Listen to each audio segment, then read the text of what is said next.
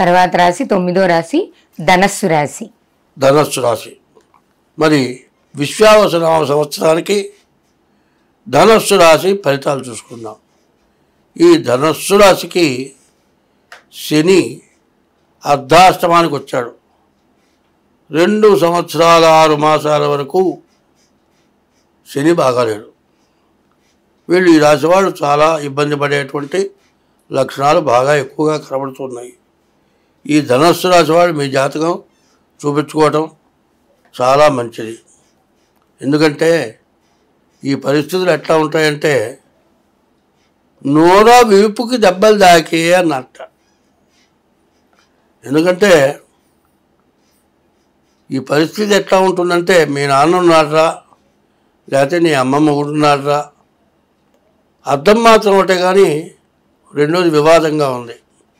కాబట్టి ఎంత జాగ్రత్తగా ఉంటే అంత మంచిది.